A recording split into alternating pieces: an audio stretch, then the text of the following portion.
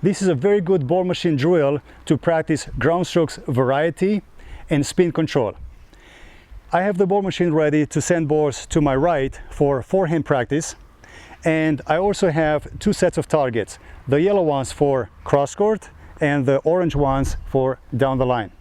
I will be hitting three types of shots. First, topspin ground stroke, then slice ground stroke, and the third one, drop shot. Let's go ahead and take a look at them from a technical point of view. We will begin with the topspin forehand ground stroke. As soon as I see the ball coming, I want to prepare early. I want to get the racket set and the body behind the path of the incoming ball. As you can see, I'm using a semi-western grip. I hold on to the racket to the racket neck with the non-dominant hand. Racket head is higher. By the way, non-dominant hand holding the racket neck, I do that to help me shorten the backswing, because I want to hold on to the racket until I'm ready to swing. If the ball is shorter, I want to step into the ball. Footwork wise, I want to use a square stance, all right, transferring the weight forward. But if the ball is deep, I like to use open stance, and I let the racket drop, bend the knees, brush up on the back of the ball to create that topspin. Second shot will be a slice forehand ground stroke. If earlier we used a semi-western grip, this time we're going to have a continental or hammer grip for the slice forehand ground stroke. So as soon as I see the ball coming, I get ready with the grip set and the racket higher than the eventual point of contact and higher than my shoulder. Again, even for the slice forehand ground stroke, I want to hold on to the racket neck with my non-dominant hand to limit the backswing.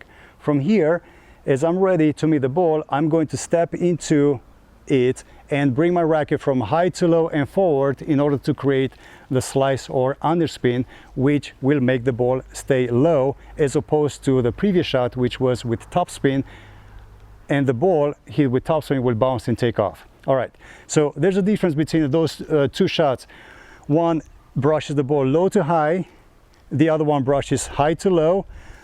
The topspin one uses a semi-western grip, the slice one uses the continental grip, and the result of the ball after the bounce is different. For the topspin, the ball bounces and takes off. For the slice, the ball stays low. So those are first two shots. The third one will be the drop shot. Drop shot is a tougher shot, requires very good control of the racket, ball, and of the court. You have to feel the court too, because in the beginning, if you're not very comfortable with the drop shot, you're going to find yourself hitting a lot of balls into the net or too deep. Ideally, the drop shot, the ball should land just over the net, and after the bounce, because it has a lot of spin, pretty much dies there. All right, so we want to make the drop shot so that if our opponent from the baseline would have a hard time to get to it.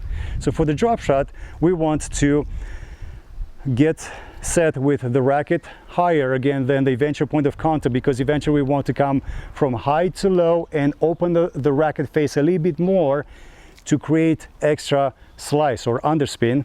The grip is continental, and opposed to the previous strokes when we were swinging through the ball, this time for the drop shot we want to kind of soften the grip. We want to catch the ball or cushion it, and the result will be a ball that just goes over the net and has a lots of underspin.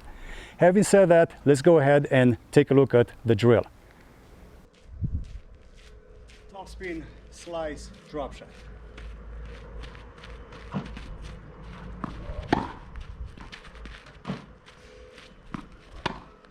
Slice and the drop shot. There you go. Topspin. Slice. And drop shot.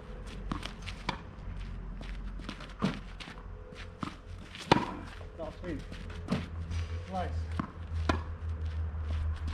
And drop shot.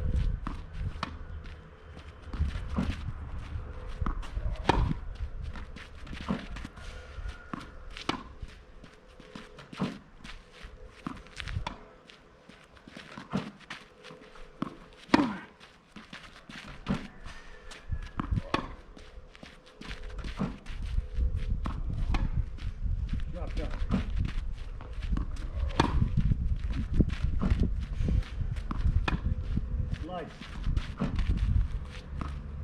drop top,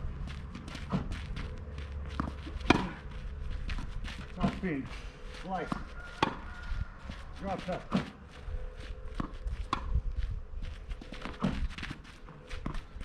top spin, slice, drop top,